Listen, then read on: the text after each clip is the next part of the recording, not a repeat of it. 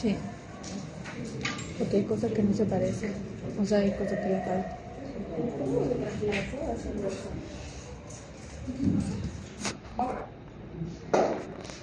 Haber visto en la hematopoiesis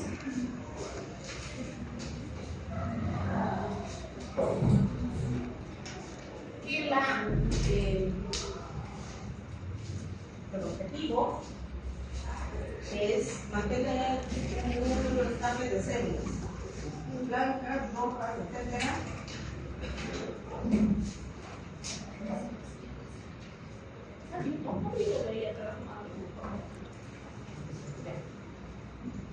Mantener un número estable de células a requerimiento.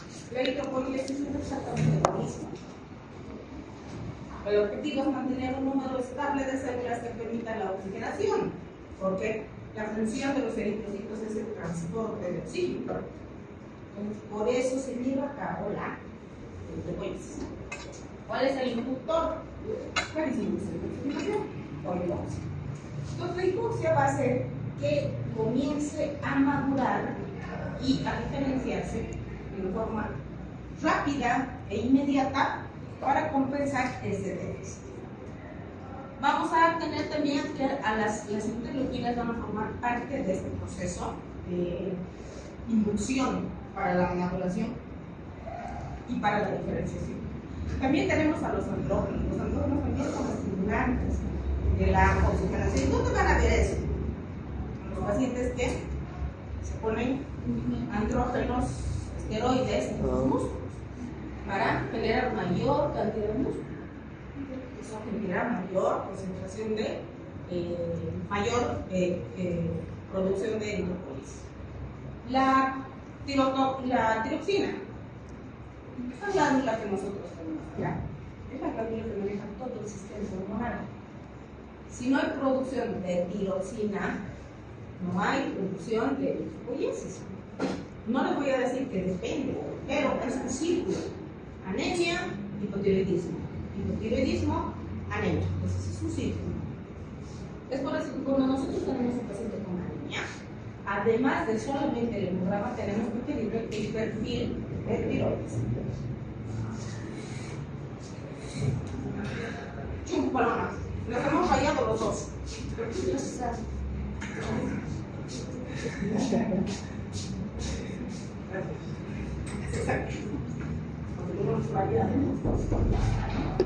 Entonces, el regulador más importante, mi hormona, eritropoyetina. Para la eritropoiesis, para toda la hematopoiesis, intervienen la eritropoyetina, la trombopoyetina, factor estimulante de colonias, factor de crecimiento celular, factor de necrosis tumoral, etc. Para todo el proceso de hematopoiesis. Pero específicamente para la eritropoiesis, es la eritropoyetina, hace mayor estimulación. Entonces, hay una hipoxia, producción de eritropoyetina. Esta eritropoyetina va a ir a actuar sobre los receptores de eritropoyetina. Eso lo vamos a ver un poco más adelante. Eso va a hacer que las células stem cell, las células progenitoras, se especifiquen,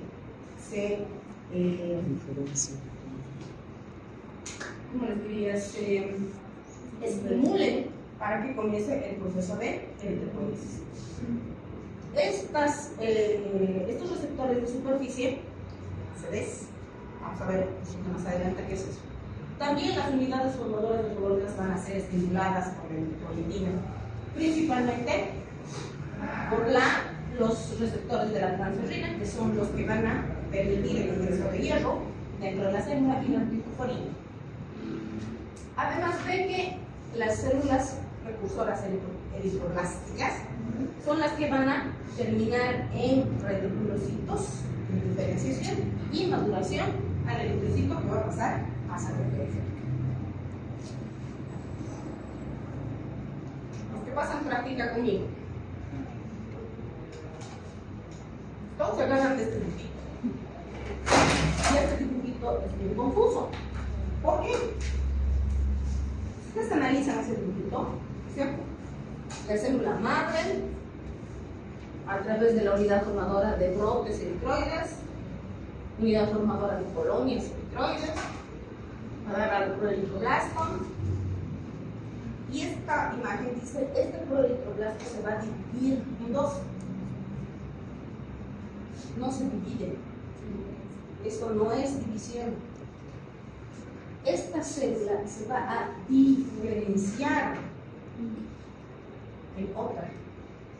Esta en otra. Y en otra. Y finalmente esa célula va a madurar. Entonces, este dibujito tiene la impresión de que se divide. No se divide. ¿Qué es dividir?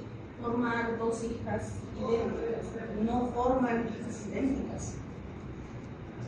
Adquieren características y pierden otras. Eso quiere decir diferenciar. Ustedes dos, varones, para que ustedes bien. Eso. Los dos son varones, pero tienen diferencias. Entonces, eso es diferenciar. Tiene ciertas características que no tiene él. Eso es diferenciación. Entonces, eso es lo que sucede. Pero en la práctica me llevan este dibujito y dicen, esta célula se va a dividir en esta, en esta, en esta y en esta otra. No, no se divide. Lo correcto es esto. Entonces, la hematopoiesis, la eritropoiesis.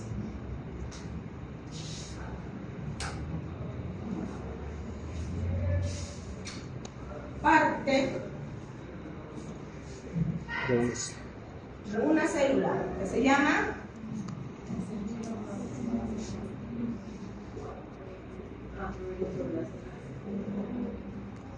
partimos de acá, ¿por qué? Porque el proeritroblasto es la primera célula, la más indiferenciada, que va a dar origen solo a eritrocitos. ¿Por qué no la otra? ¿Por qué no esto? ¿Por qué no esto? ¿Por qué no esto? Porque estas son células precursoras.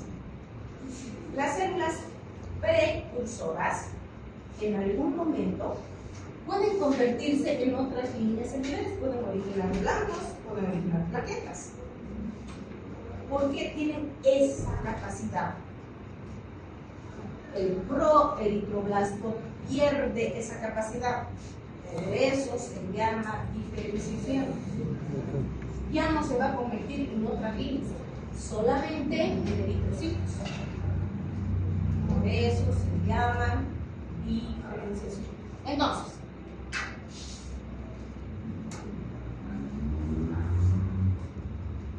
partimos por el proeritroblasto.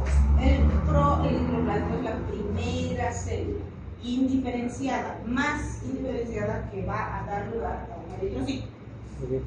¿Cuál es la característica de esta célula? Es una célula grande, tiene un núcleo que ocupa casi el 80% de la célula y tiene dos nucleones. Entonces, esta célula tiene gran cantidad de ARN, porque las organelas contienen ARN. Por eso chupan los clientes básicos, por eso esta célula es morada. Y no tiene ninguna característica que la haga resaltar, porque es similar a los otros blastos. Al mieloblasto, al linfoblasto, similar. Con algunas pequeñas diferencias, pero similar. Esta célula, gracias a todo el chorizo de citocinas, interleuquinas, factor de necrosis tumoral, factor de crecimiento celular, tropopoietina, eritropoietina, etc. Le van a obligar a esta célula a diferenciarse. ¿Ok? En el blasto pasó. ¿Por qué diferenciarse? Esta célula, que es 80%, casi 90% núcleo, esta célula es 50-50. Está perdiendo gran cantidad de su contenido. Se está diferenciando, son diferentes. Esta ya no tiene nucleolo, chao nucleolo. ¿Cuál es la característica más importante de esta célula? Hierro.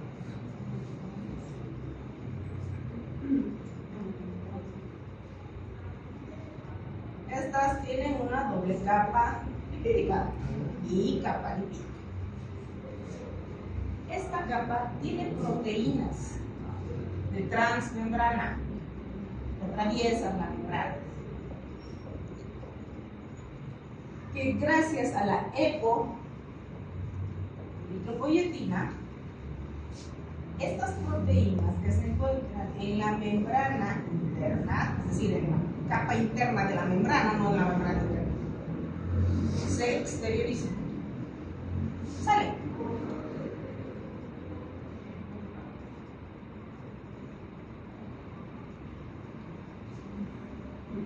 Hagan de cuenta antenas.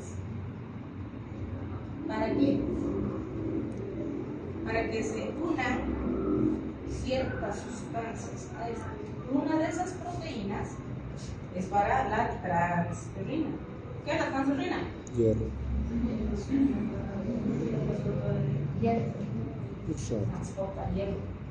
Entonces, esta proteína hace que esta transferrina introduzca su hierro dentro de la semilla. No la usa, solo la introduce. Nada más. Entra y entra.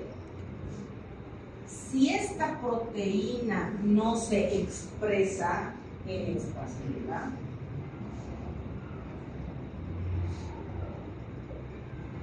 no hierro. Por lo tanto, anemia. Existen otras proteínas. Esta es una. Existen otras proteínas. Una proteína A, una proteína B. Esta proteína A. Si esta proteína A se encuentra en la superficie del eritrocito, su grupo es A. Si esta expresa la B, es grupo B. Si ambas proteínas están expresadas, a B. Si ninguna de estas dos se expresa, Sí. O. Por lo tanto, habían sido importantes estas proteínas. Esa es la característica más importante de la expresión de los receptores de superficie. Y otra de las proteínas es para la EPO. Esa es para esta. Entonces, esta EPO le obliga a esta señora a diferenciarse. ¿En qué? Un eritroblasto Eritroblasto policromato. policromato. Va a tener características diferentes. Esta va a ser una célula más chica, con un núcleo más pequeño. Y aquí su citoplasma, a través de las mitocondrias, van a utilizar este hierro para la hemoglobina. Aquí se lleva a cabo la hemoglobinización. El 70% de la hemoglobina se forma aquí, en esta célula. Diferente de esta.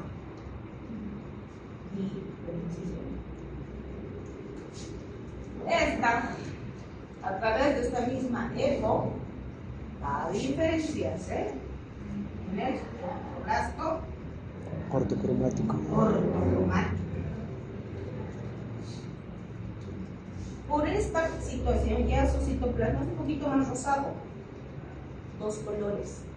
Ya no es basófilo, eso se llama policromático. Este ya es más rosado y es menos azul. ¿Cuál es la característica? Su núcleo excéntrico, porque ya se está terminando de deshacer su núcleo. y aquí van a entrar la B12 el ácido. ¿Para qué? Para comenzar el proceso de maduración. Entonces, este ortocromático todavía se va a diferenciar a retículos. ¿Cuál es la característica más importante del retículo? Que tiene aún restos de ARN, porque todavía es una célula inmadura. Hasta aquí, médula ósea. Diferente, diferente, diferente, diferente, diferente. Diferenciación.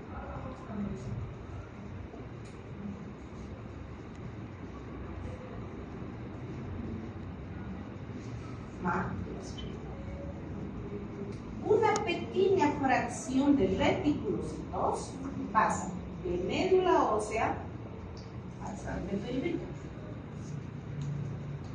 ¿Para qué? Para terminar de madurar entre 12 a 48, entre 18, entre 24 y 48 horas. Alguna literatura dice 8 horas, otras dicen 16 horas, otras dicen 24 horas, otras dicen hasta 48 horas. De 24 a 48, ahí lo tenemos. Termina de eliminar estos restos de ARN. Esta célula no es todavía una célula cóncava, es una célula plana. Cuando ya se va a formar la parte bicóncava, es cuando termina de madurar. ¿Para qué? Para que de esta manera su membrana flexible pueda atravesar capilares delgados. Para eso.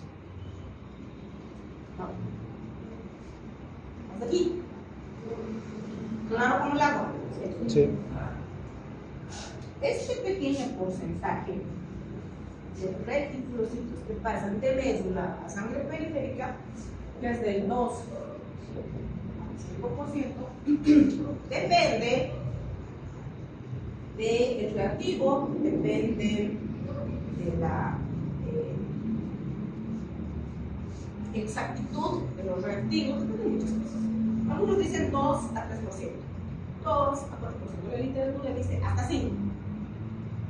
Hasta 5% de reticulocitos en sangre periférica normal. ¿Cómo se representa en un hemograma eso? A través del ancho de distribución eritrocitaria o RDW. ¿Qué significa eso? Volvemos a esto. Por eso tienen que saber bien. Esta es una célula inmadura. Esta es una célula madura. De aquí a aquí todavía pierde tamaño. Pero esta célula, al pasar a sangre periférica, es más grande que esta otra. Relación reticulocito-eritrocito es el ancho de distribución eritrocitaria. Es este pequeño porcentaje, 2 a 5, que va a entrar a sangre periférica a ser una célula más grande. Pero hay una relación reticulocito-eritrocito. Ancho de distribución eritrocito. ¿Claro como el agua? Sí. Este ancho de distribución eritrocitaria también depende del reactivo. Algunos dicen entre 10 y 14%. Otros dicen hasta 16%.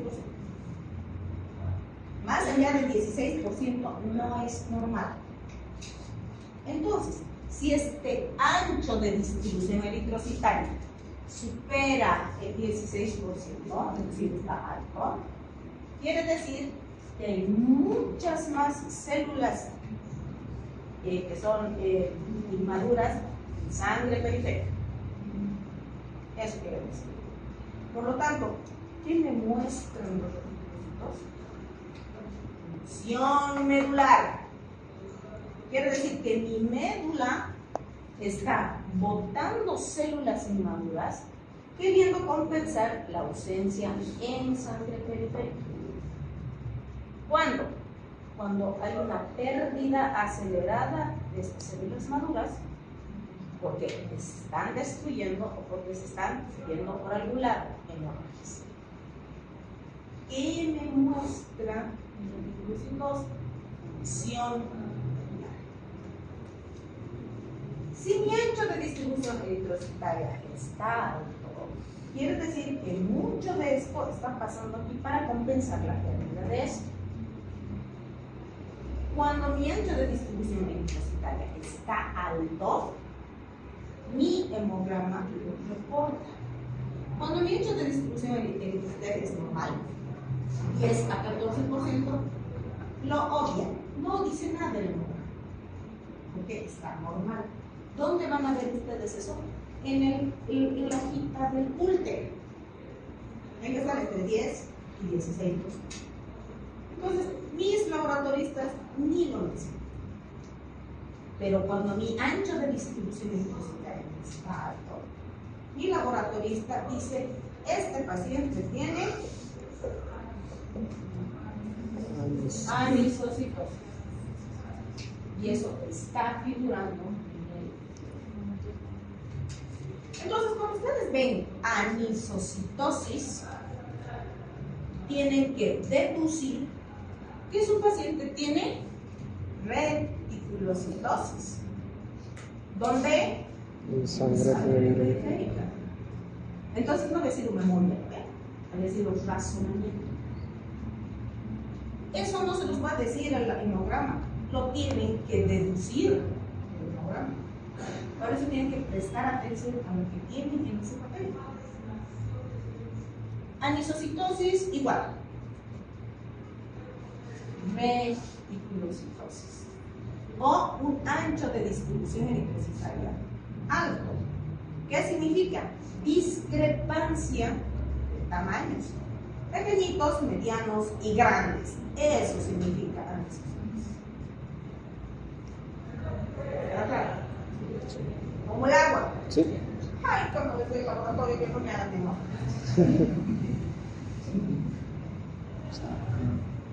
Entonces, hemos entendido lo que es diferenciación y modulación.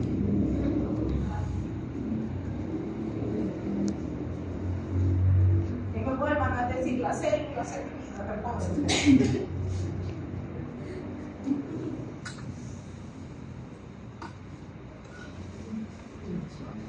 Otro punto que también tenemos que recalcar en ese dibujito que les encanta, que es bien confuso en internet, es la eritropoiesis ineficaz.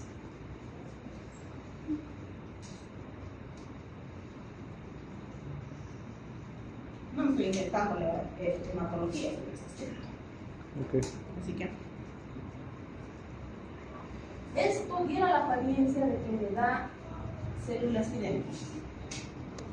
No es de células idénticas.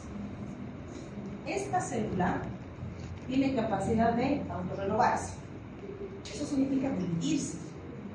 Que va a formar unas células, otras, idénticas, porque tiene que mantenerme un pool de células indiferenciadas para que todas a la vez puedan entrar en maduración a requerimiento del paciente. Eso sí. Entonces, si ustedes se fijan, aquí dice en el otro. Este dice, un proeritroblasto va a formar entre 16 y 32 eritrocitos. ¿Sí? ¿Por qué no me dice 16? ¿Por qué no me dice 20? ¿Por qué no me dice 32? Porque en este proceso de diferenciación ocurren alteraciones. ¿Dónde? En el núcleo. No se olviden que tiene que ir eliminando el núcleo. Entonces, cuando hay unas mutaciones, por cualquier causa, antibióticos, tóxicos, radiación, lo que ustedes quieran. ¿Cuáles? Herbicidas, insecticidas, derivados petroquímicos, todas estas estupideces con las que estamos en contacto, lo que respiramos. Cambio de células. Entonces, estas células tienen la capacidad de poder modificar o reemplazar esas partes que están alteradas, porque el ADN tiene esa capacidad. Pero cuando ya no puede, cuando ya dice no va más, no la puedo cambiar, se programa para su muerte celular. ¿Qué se llama? Apoptosis. Si ya no da más, entonces esta célula se tiene que morir. Entonces, esta célula ya no va a generar esta cantidad, porque esta se murió, esta se murió, esta se murió. Solo esta va a seguir el proceso de diferenciación y maduración. A esta apoptosis se le llama eritropoiesis inéfitas. ¿Por qué? Porque no va a terminar el proceso. Eritropoiesis inéfitas. Y nosotros tenemos una eritropoiesis ineficaz normal, que es de 2 a 3%. Cuando esta eritropoiesis ineficaz supera este porcentaje, hipoplasia medular.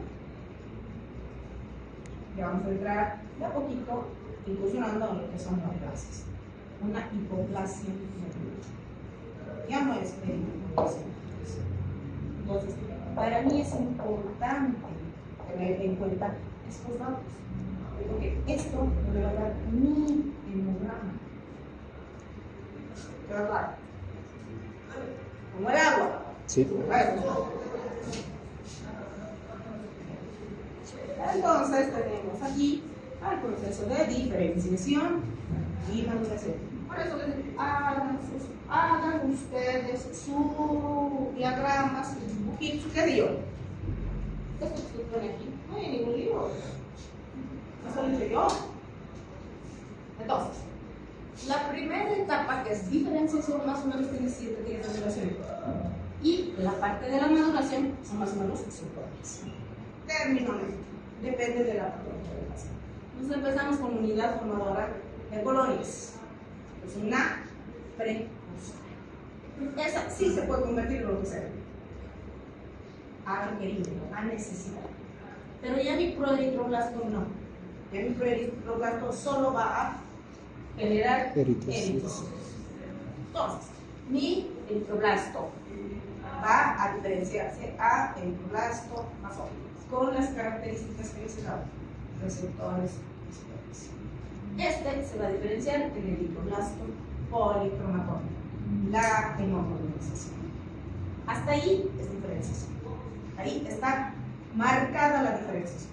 Ya ahí se va a diferenciar en monocromático, en el que va a comenzar la maduración. ¿A través de qué? De la B12 y el ácido fólico. No hay hierro en esta parte, igual anemia. No hay B12 ácido fólico en esta parte, igual anemia. Entonces, cuando yo tengo un paciente con anemia, no voy a decir, tiene hemoglobina de 5, lo transfundiremos. Tiene hemoglobina de 2, lo transfundiremos. No funcionan así las cosas. Tengo que ir a buscar la causa de la anemia. ¿Será B12 ácido fólico? ¿Para qué le voy a dar un paquete globular si dándole B12 ácido fólico soluciona el problema? Si dándole hierro soluciona el problema. Pero para eso tengo que dar la causa. Para eso tengo que prestar atención a mí. Un reticulocito pasa sangre periférica para terminar de madurar en un día.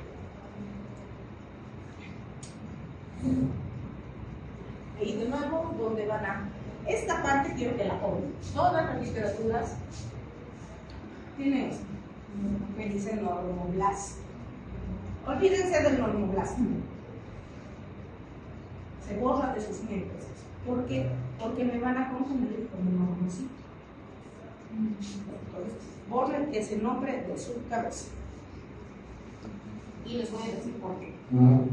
Entonces, ¿cuál es la causal, el estímulo más importante para la eritropoiesis? La hipoxia. Hipoxia. Esta disminución de oxígeno van a ser captados por los varios receptores de los riñones. Van a decir, no hay oxígeno. ¿Qué está pasando? Voy a comenzar a producir grandes cantidades de ¿qué? Eritropoyetina. Esta eritropoyetina se va a ir a la médula ósea y le va a obligar a las células indiferenciadas, proeritroblastos, a madurar lo antes posible para generar grandes cantidades de glóbulos rojos, con lo que va a aumentar la oxigenación. Se restituye el oxígeno. Esto es lo que queda bien claro. ¿Por qué? Porque si hay una alteración a nivel de los receptores de eritropoyetina, la eritropoyetina no funciona. Por lo tanto, se forman partes ectópicas para la eritropoyetina. Eso vamos a verlo cuando veamos el globulino. Hasta aquí, la eritropoyetina tiene que responder a la disminución de oxígeno.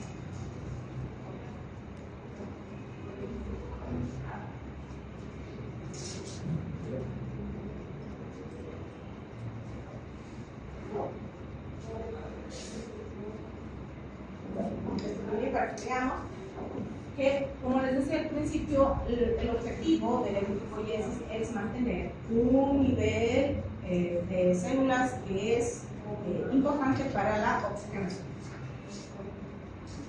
Un tiempo de maduración de 5 días, pero nosotros renovamos células. Tenemos células que ya tienen 90 días, tenemos células que ya tienen 100 días, tenemos células que tienen 118 días. Las células más viejitas ya no cumplen con la función de transportar oxígeno, tienen que ser reemplazadas por otras nuevas. Entonces, nuestro reemplazo diario es de 0.8%. Y obviamente nosotros requerimos de menos. Falta cualquiera de esos, igual a menos. Entonces, si yo estoy estudiando a los eritrocitos, porque son las células más abundantes que tenemos en el organismo, porque por cada ml de sangre tenemos millones, no hay más células abundantes que los eritrocitos. Entonces yo tengo que conocer a ese señor. Tengo que desmenuzarlo un poquito, conocer cuáles son sus características, cuáles son sus funciones. Entonces, mi eritrocito maduro tiene que tener dimensiones 7.5 a 8 micras. Voy a enseguida.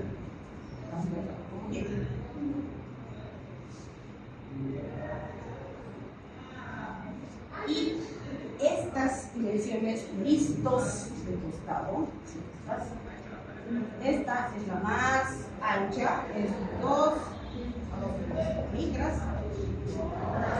Esta que es la más angosta es de 1 a 1. Estas son las dimensiones de un eritrocito maduro. A este eritrocito maduro se le llama normocito. Por eso, olvídense del normoblasto, para que no lo confundan. El blasto es una célula intermedia entre el ortocromático y el retinocito. Entonces, este es mi normocito. Este normocito con estas dimensiones están contenidas por esta proteína que se llama hemoglobina. Esta hemoglobina depende de la edad, del sexo, del nivel de mar, donde tiene la con intenciones enteramente didácticas. Nos vamos a sujetar a este valor, que es lo que nosotros manejamos en Cochapa. Didáctico, no es lo mismo interpretar un laboratorio. Didáctico. Entonces, esta cantidad de hemoglobina que está contenida dentro de este eritrocito tiene una función, que es transportar oxígeno. Esta proteína tiene dos partes. Una que es proteína propiamente dicha, ¿listo? Y una parte no proteica o protésica, que es esta que está contenida en el medio, que es el grupo E. Y esta proteínica, que es el hemoglobina. Las dos hemoglobina. Entonces, esta hemoglobina que está contenida en este eritrocito tiene un volumen.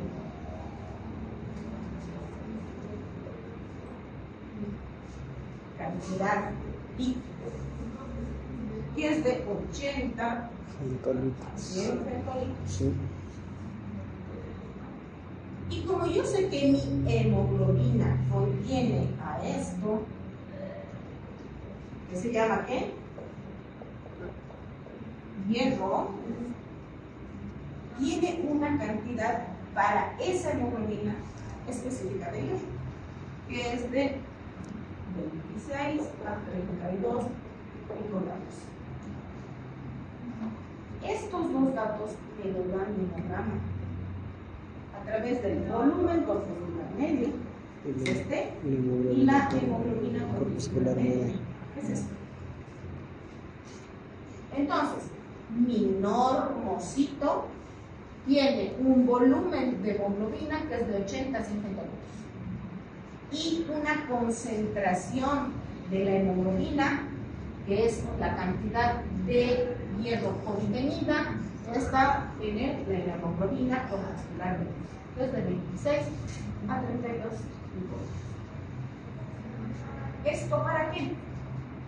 Para que cuando yo vea células más chiquitas, que son microcito, o células más grandes, macrocito, para poder catalogar a mis patologías en microcíticas, cíticas y macrocíticas. Para eso. Entonces no es cuestión de decir, tiene 5 de hemoglobina, que me importa lo demás, le vamos a transferir. No funciona así. Tenemos que averiguar qué tipo de anemia es. Cada tipo de anemia tiene un tratamiento específico. ¿Está aquí? ¿Lo acumulado? Sí.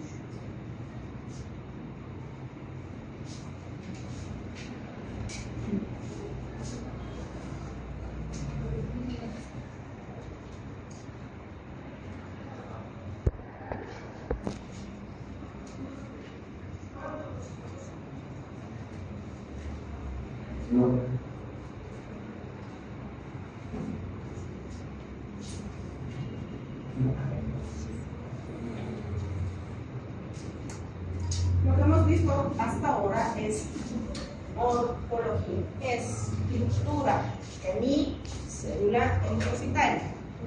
Mi célula eritrocitaria es la unidad estructural y funcional de la sangre. Funciona, sobre la parte funcional. ¿Para qué sirve el eritrocito? ¿Qué hace? Transporta oxígeno. Transporta gases. Sí. ¿Qué más? Sobre su hacer.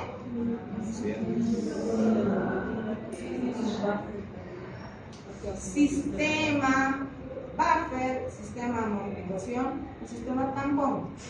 Es el sistema más importante del organismo. ¿Qué más? ¿Qué más hace el eritrocito? ¿O solamente eso? Transporte de nutrientes. ¿Dónde se transportan los nutrientes? Como el plasma. No.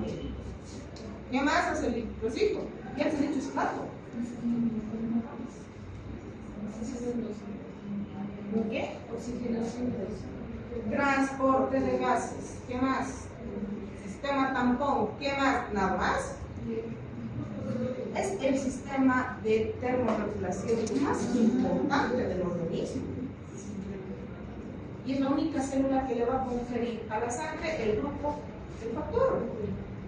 Entonces tiene múltiples funciones. Vamos a ver el transporte de gases. Esto que estoy haciendo yo, deberían estar haciendo ustedes, porque la nueva metodología de educación es esa. Yo me siento ahí, ustedes están aquí explicándome todo eso para que yo les diga, no, eso está mal, se les corrige de esa manera. ¿Por qué estoy aquí hablando? Ustedes deberían estar haciendo.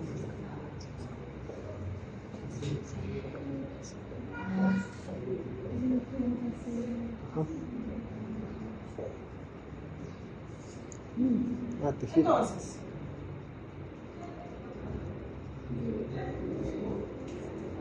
este es mi alveolo pulmonar. ¿Dónde hay mayor concentración de oxígeno? Las bases pulmonares.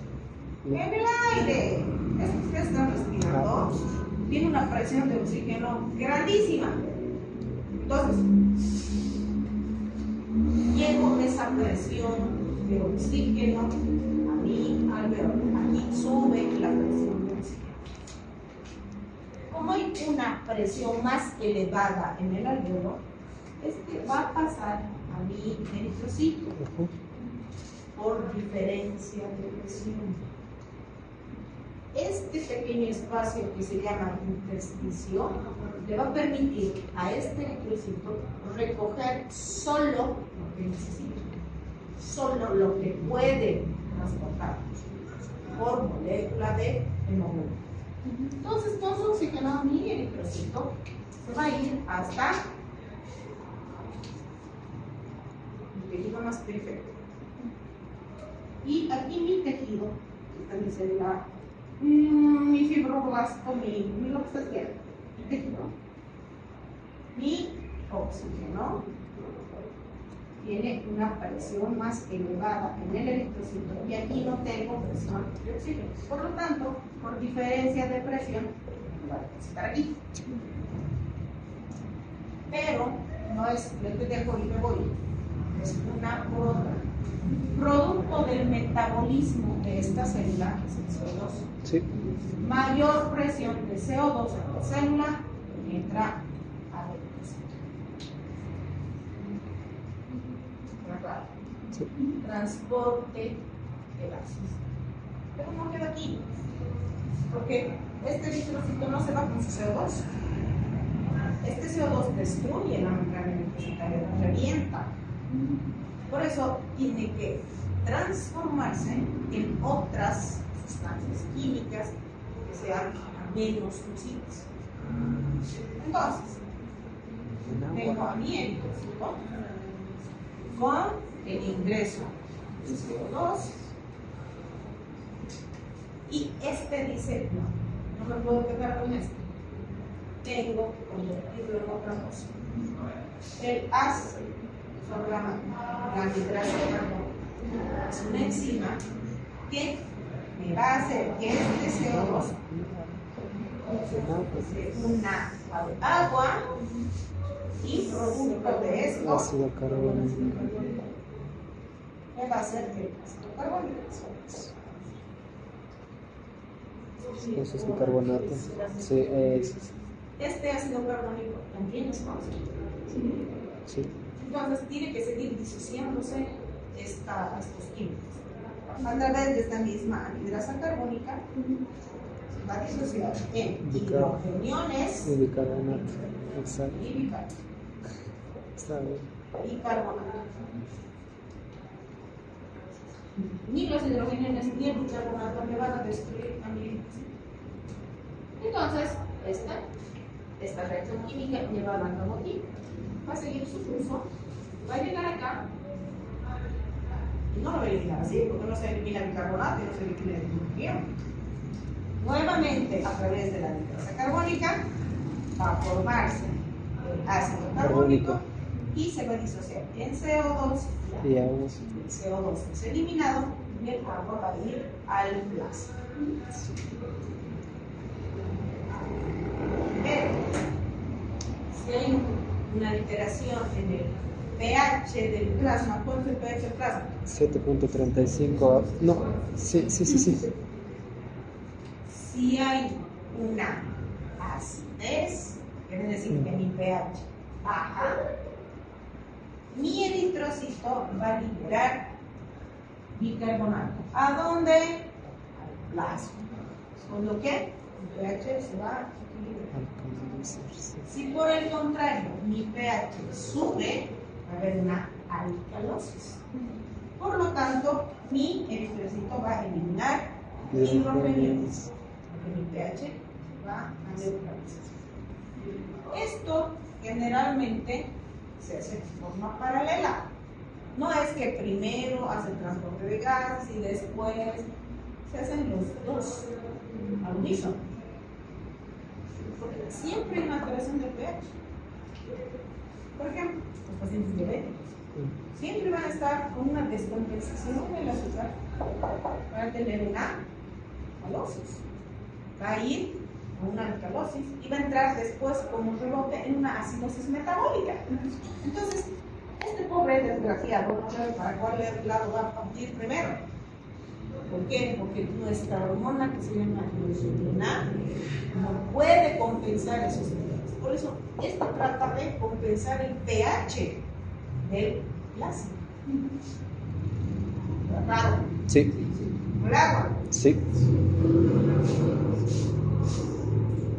Que no puedo leer una... ¿Se levantó? Gasometría arterial permanente.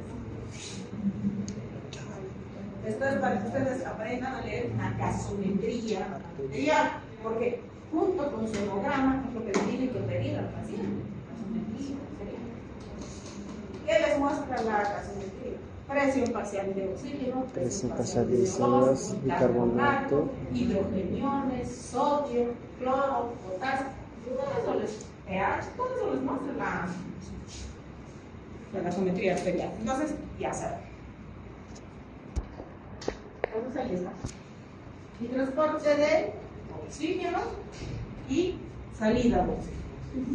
Desde el alveolo al dedo. Desde aquí no, en centímetros. Y CO2 ingresa, se junta con el agua a través de la anhidrasa carbónica, se forma el ácido carbónico, a través de la misma anhidrasa carbónica. Esto se disocia en carbonato y hidrógeno. Y depende del pH para que salga o el hidrógeno O el carbonato. bicarbonato.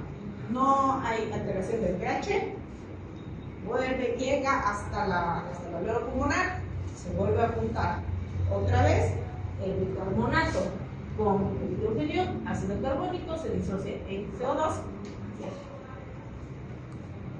¿Quedó claro? Sí.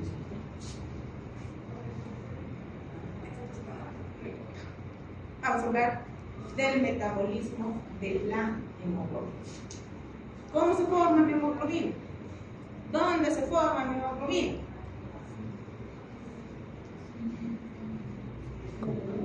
¿Dónde se forma mi hemoglobina? Más fuerte. ¿Dónde se forma mi hemoglobina? ¿Qué parte? ¿Cómo fue? Merecen un palazo en las nalgas, ¿ya? Porque les he dicho hace 2 minutos atrás.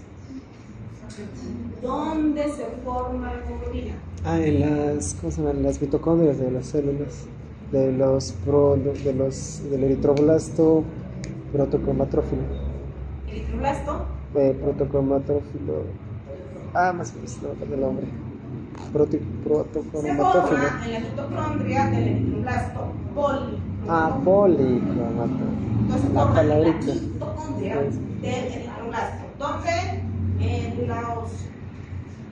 Pero también una pequeña fracción se produce chiquitito, 1 a 2%. Cuando por alguna razón la médula no puede producir miel depositaria. ¿Cuándo es eso? Cuando está reemplazada la médula por tejido cicatricial, enfermedades autoinmunes, cánceres, metástasis o cualquier causa. Esa es la estructura de la hemoglobina. Tiene una parte proteica, que son las cadenas alfa y beta, y el grupo protésico o hemo. Hierro está unido al hemo, es decir, el hierro que se une a la protoporfirina. Y ambas me van a formar el grupo. Ahí tenemos a la hemoglobina, hemo no proteico, 4 pirroles. Vean lo que les digo. Bien, de 4 pirroles hace la protoporfirina nueva. ¿Cómo se forma la protoporfirina? Protoporfirina se forma en la mitocondria por la unión de 2 moléculas de glicina con 2 moléculas de succinilcoenzima. que van a formar un pirrol. 4 pirroles, la protoporfirina. La protoporfirina que se vuelve en hierro ferroso y me va a formar el grupo hemo. El grupo hemo se va a unir a la globina para formarme la cadena de hemoglobina. Son 2 cadenas alfa, 2 cadenas beta. ¿Queda claro? ¡Ja! Quiero ver. Listo. Ahí está, todo lo que tiene que ver. Esta es la mitocondria de mi eritroblasto policromatóforo, donde las 2 moléculas de glicina se van a unir a las 2 moléculas de succinilcoenzima A con la coparticipación de las vitaminas B12, principalmente la B12. Esta unión que se va a hacer a través de esta enzima que se llama ala-sintetasa, se va a formar el ácido gamma-aminolebulánico o gamma-aminolebulánico.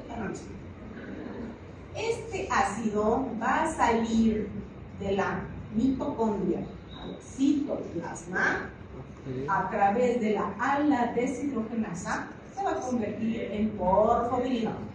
El porfobilinógeno, a través de la porfobilinógeno terminasa, se va a convertir en el ácido hidroximetilvilano. Este ácido hidroximetilvilano, a través del uroporfirinógeno 3 sintetasa, se va a convertir en uroporfirinógeno 3. Este uroporfirinógeno 3, a través del uroporfirinógeno 3 de carboxilasa, se va a convertir en coproporfirinógeno 3. Este coproporfirinógeno 3 va a ingresar nuevamente a la mitocondria y a través de una oxidasa se va a convertir en protoporfirinógeno 9, que a través de una oxidasa se va a convertir en protoporfirina 9. Esta protoporfirina 9, a través de la ferroquelatasa, se va a unir al hierro y le va a formar un grupo hemo. Este grupo hemo se va a unir a la globina y me va a formar hemoglobina. Todo un chorizo. Tienen que aprenderlo. No es golpe de hoja. ¿Por qué? Porque una alteración de una de las enzimas ocasiona una porfiria. ¿Y por qué es importante diagnosticarla? Porque la porfiria es una patología relativamente frecuente en nuestro país. Y para suerte de ustedes, solamente tenemos 2 porfirias en Latinoamérica. Las demás son de Europa. Supongo que la primera, ¿no? La presencia de vitamina B12. La porfiria aguda intermitente y la cutánea tarda. Después vamos a hablar al respecto. Vamos a ver los tipos de hemoglobinas que tenemos. Tenemos la hemoglobina del adulto, la hemoglobina que nosotros tenemos, la que manejamos, que representa más del 90% de nuestra hemoglobina, más del 98%, que está constituida por cadenas alfa y 2 cadenas beta. Esta hemoglobina sufre transformaciones desde el periodo embrionario. En la fase embrionaria nosotros tenemos 2 tipos de hemoglobina, la over 1 y la over 2, que son reemplazadas cuando la fase embrionaria termina y comienza la fetal. Entonces, ¿por qué se caracteriza la hemoglobina fetal? Por tener 2 cadenas delta en lugar de tener cadenas beta, que también tienen que ser reemplazadas en el momento del nacimiento por esas 2 cadenas beta. Si estas 2 cadenas beta no son generadas, nos quedamos con la hemoglobina fetal, que representa el 2.5% de nuestra hemoglobina normal. Si esta se perpetúa, es decir, no cambia, nosotros tenemos una hemoglobinopatía, tenemos una anemia. A eso se llama hemoglobina vital. 2 cadenas alfa, 2 cadenas gamma, porque no se forman las 2 cadenas beta. Y tenemos a la hemoglobina S. Y vamos a hacer otro aire.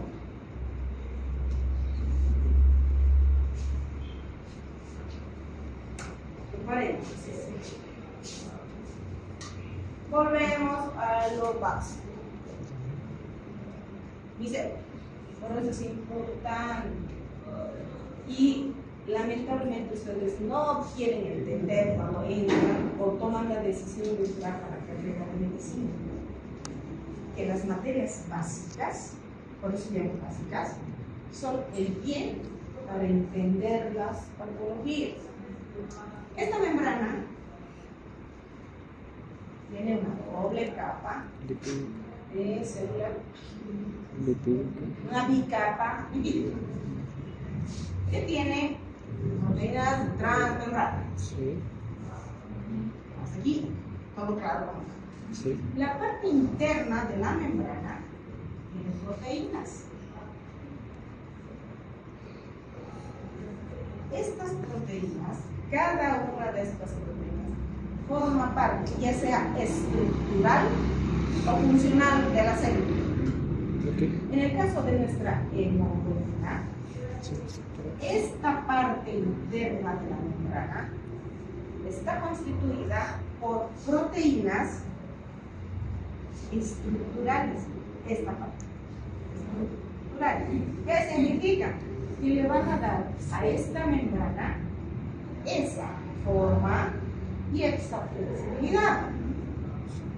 Entonces, como son proteínas, mis proteínas están formadas por proteínas polipeptídicas, aminoácidos.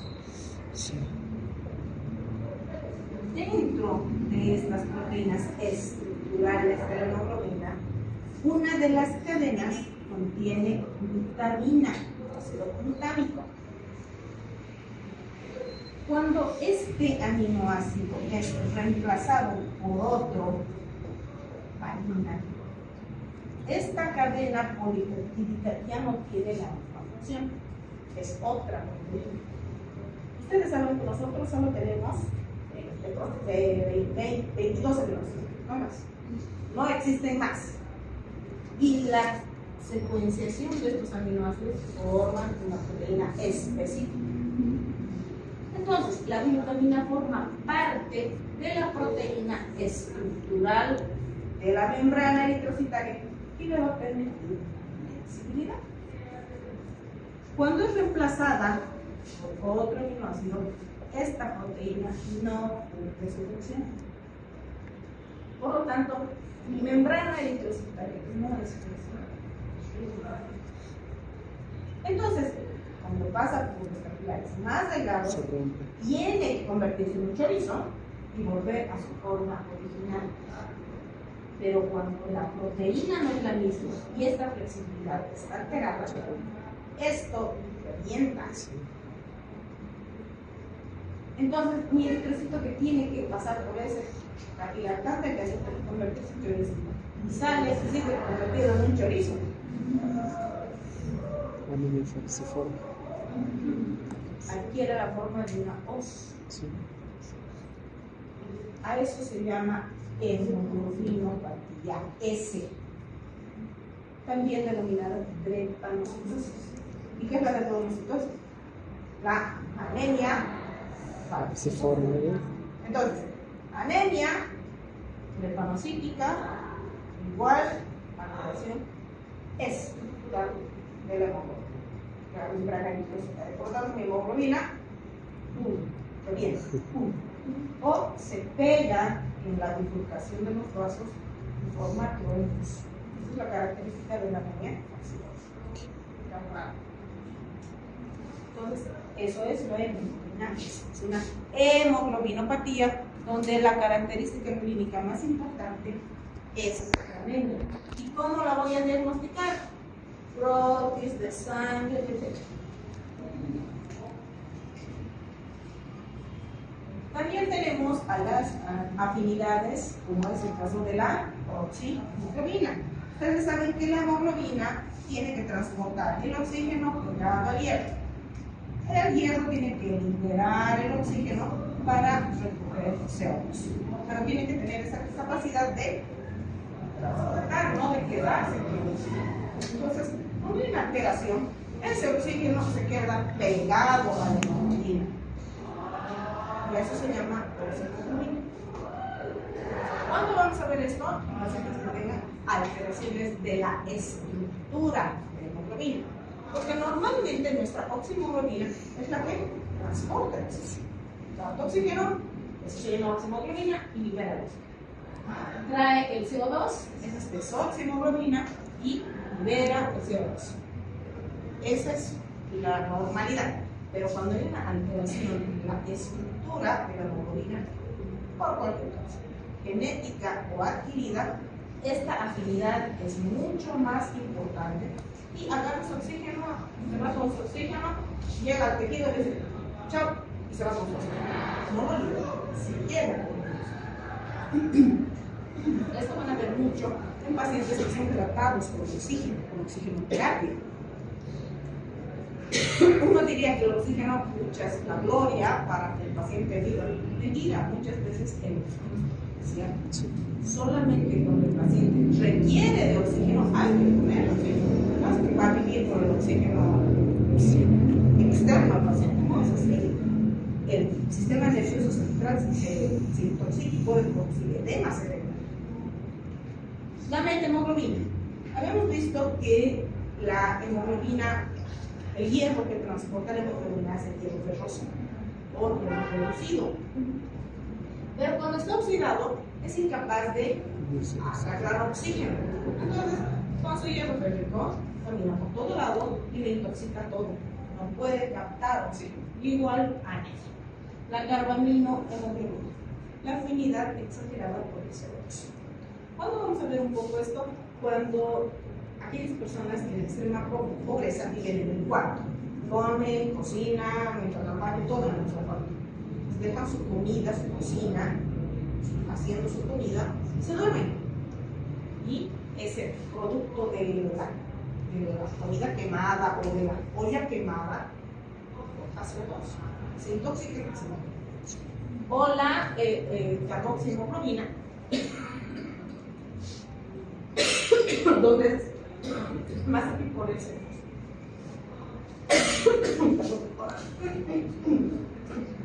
Donde esta hemoglobina tiene mayor afinidad por el monóxido de carbono. Donde van a ver esto en los que tienen intenciones suicidas o intenciones asesinas. Le conectan el escape y los matan. Ahí van a ver eso. Ahora vamos a hablar de las porfirias. Esta ha dicho que tenemos dos porfirias, la intermitente y la cutánea. La intermitente se caracteriza por una acumulación de porfobirinógenos a nivel del tejido graso que rodea el plexo solar y muchas veces simula una anemia aguda. El paciente llega a la emergencia, mucho dolor, le hacen ecografías, le hacen tomografías, le hacen resonancias y nunca ven nada. ¿Por qué?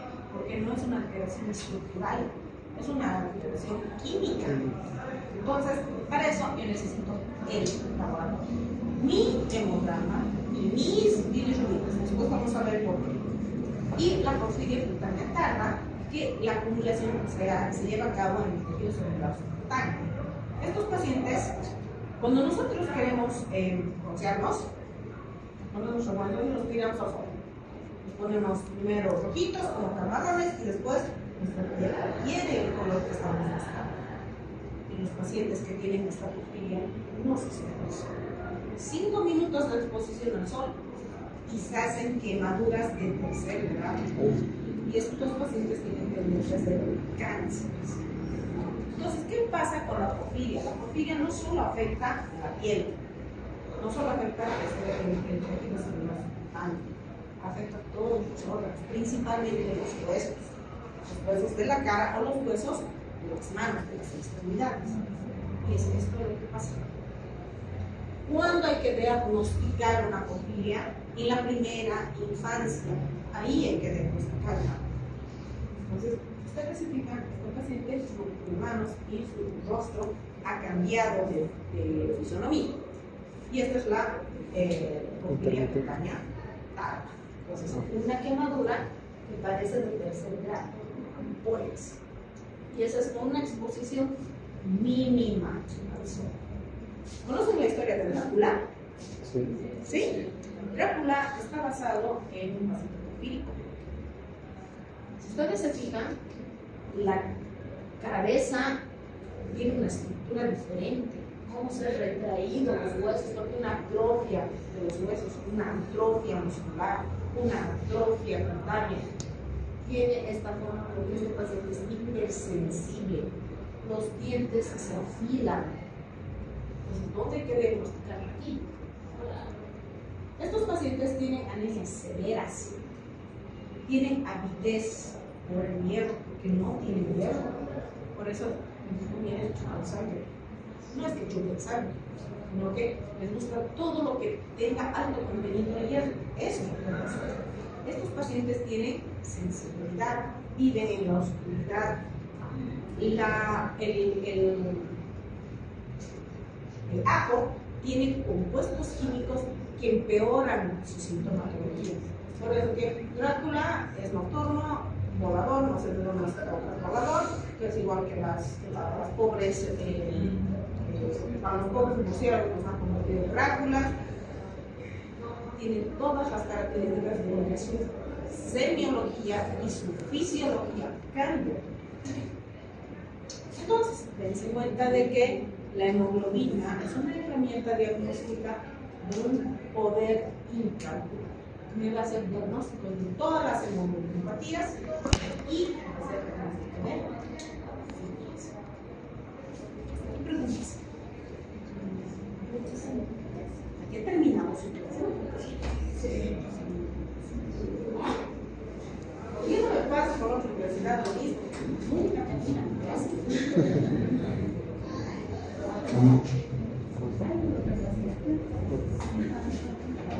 ¿Dónde está mi lista?